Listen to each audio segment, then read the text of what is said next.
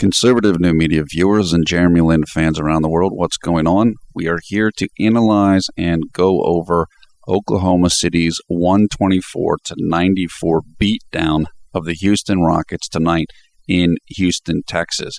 Now, with the loss, Houston drops to 16-14 on the year, and they have now lost 2 games in a row on back-to-back nights. Houston was outgunned in this game. They did not have enough offense to keep up with Oklahoma City's offense. And if you watched the video last night, you know that the same thing occurred against the San Antonio Spurs. What I said in the video last night is pretty much the same as what I'll say right now. Without James Harden on the floor, the Rockets struggle to get offense, and they struggle for guys to get their own shots, including Jeremy. We'll talk a little bit more about that in a second. This was Houston's 4th game in 5 nights. A lot of times when that happens, teams lose that 4th game, particularly when it's on the road. But this one was at home. I didn't expect Houston to win this game. I hope that the game would be a little bit closer than this, but Oklahoma City is one of the top 3 teams in the league, and so is San Antonio, or top 4. So this was just a tough stretch of the schedule, and you get to see what really elite teams look like. And that's what you saw in the last 2 nights. Marcus Morris had a nice game, 24 points and 6 boards. Patrick Patterson was back after being out for an extended period of time with an injury. Carlos Delfino was still out in this game. I believe he is sick. Tony Douglas had a nice game tonight. He had 17 points. A lot of that game when the game was already out of hand, but it's still a nice outing for him. He played 33 minutes. Okay, let's turn to Jeremy. Jeremy had 7 points, 2 rebounds, and 7 assists in 24 minutes. He was 3 of 8 shooting the ball, 0 of 3 from three-point range. He made 1 free throw in 1 attempt. He had 1 steal, and he had 4 turnovers. His efficiency number, all the positives minus all the negatives, was 8, which is not that good. Now, this was the second bad game that Jeremy's had in 3 games. Now, the last one was against Minnesota in Minnesota when he struggled, but the team won. However, Jeremy was going against a motivated elite team, and he was going against a couple guys that wanted to do well against him individually, and that was Russell Westbrook and Kevin Martin. Let's just go through some things real quarter by quarter, and then I'll get back to Westbrook and Martin. Jeremy started out the game very well. He had 4 assists in about 6 minutes. So the first half of the first quarter, he was really distributing the ball well. Then Jeremy sat down for a little bit. James Harden picked up 2 personal fouls with about 2.5 minutes left in the first quarter. Jeremy came back in for James Harden, and the offense for Houston started bogging down again. And this is what happened last night. Jeremy missed, I believe, 2 3-pointers but in the last couple minutes of the first quarter. And the trouble that Houston has on offense when Harden goes out, the best teams don't have that. You don't see that for San Antonio. You don't see that for Oklahoma City. That's one of the reasons why Oklahoma City brought James Harden off the bench and now brings Kevin Martin off the bench. They want to make sure that they've got scorers on the court at all time. Early in the second quarter, Jeremy missed another long jumper. I thought it was a 3-pointer, but it might have been a long 2. Now, we've said this before and we'll say it again. Jeremy needs to improve his 3-point shooting. I actually ran through and I did data for about the top 20 or so point guards in the league, including Jeremy.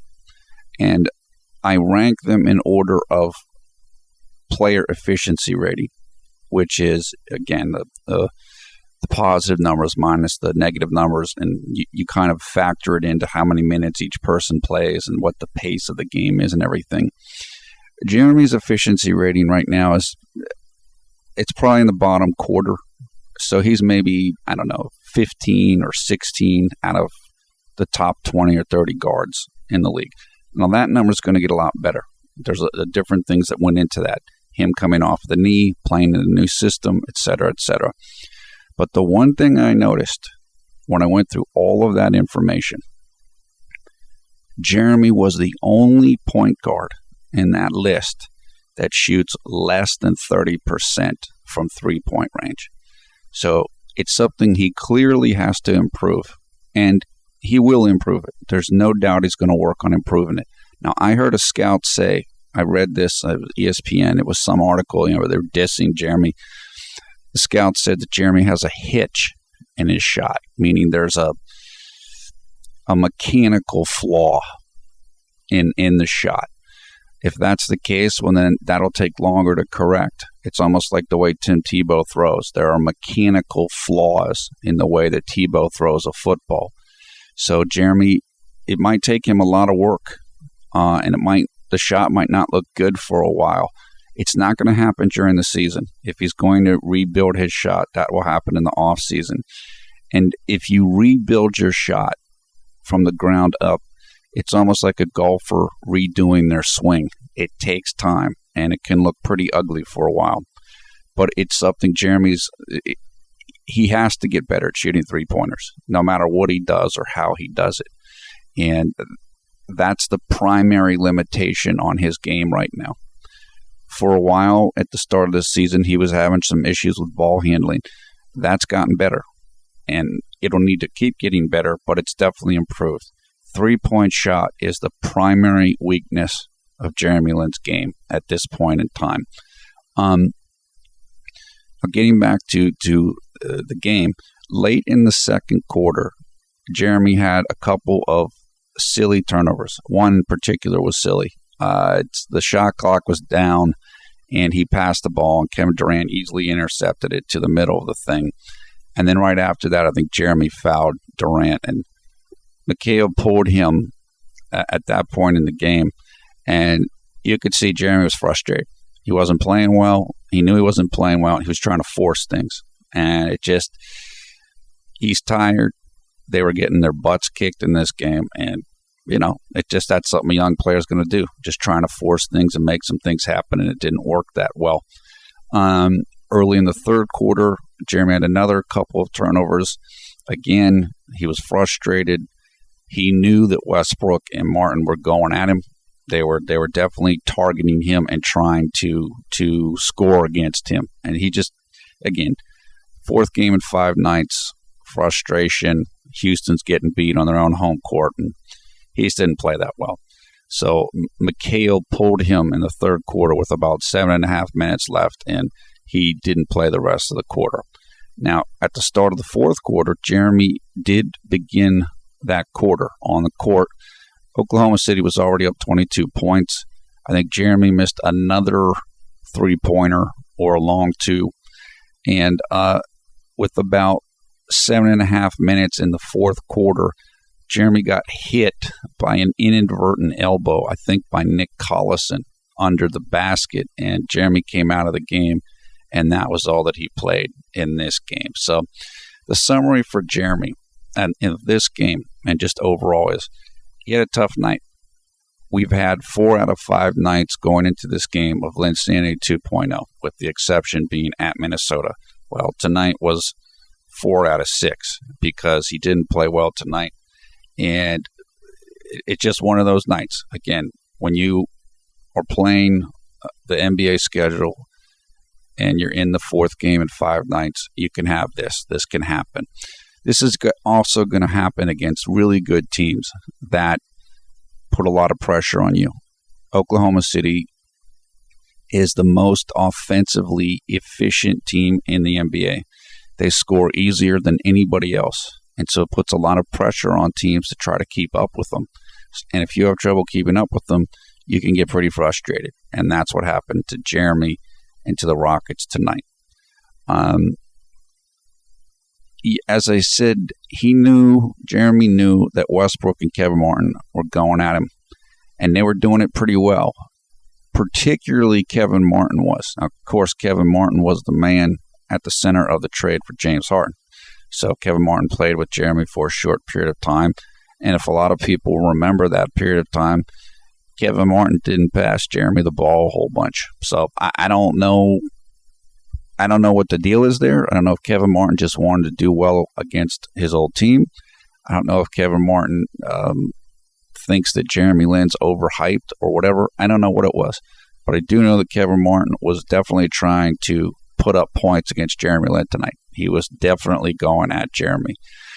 Russell Westbrook was also going at Jeremy, but he wanted to put up big numbers, and in my opinion. And the reason why I think that is if you look at the All-Star voting, Jeremy Lin is number 3 for guards behind Kobe Bryant and I think Chris Paul, and then Jeremy Lin. Russell Westbrook is like number 5 behind those 3 guys and James Harden. Well, Russell Westbrook is considered one of the best guards in the NBA, one of the best players, and if you have pride or whatever, you're not going to want to be slighted or feel slighted by the fans. Westbrook had a big night, but I will say this. A lot of the scoring and things that Westbrook did tonight were not directly against Jeremy. It was more like what Tony Parker did last night, which is to say Westbrook was using screens a lot, and he also scored a lot against Tony Douglas. So he wasn't able to really go directly at Jeremy as well as he might have liked to have been able to do. So that's good. I mean, that's a good thing for Jeremy. Now, Westbrook still did what he wanted to do. He put Jeremy under screens and was shooting threes when Jeremy was caught in the screen and whatever, but it was less one-on-one, so to speak. And as I've said before, Jeremy's a better defender than people think he is.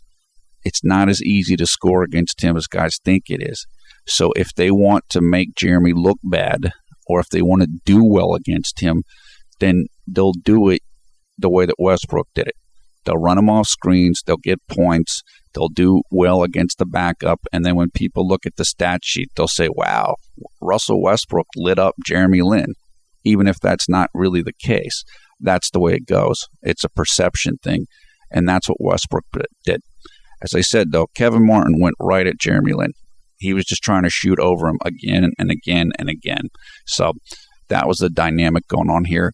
I'm sure Jeremy knew that, and I'm sure that's a big part of why he was frustrated. I remember in the preseason, Oklahoma City played Houston, and Westbrook was going right at Lin in that game. He just was attacking him. I could see he was not happy, or again, I thought Jeremy was overhyped, but he didn't do that well in that game, and maybe he learned from that, and he decided, okay, I'm going to run Jeremy off screens and this type of thing.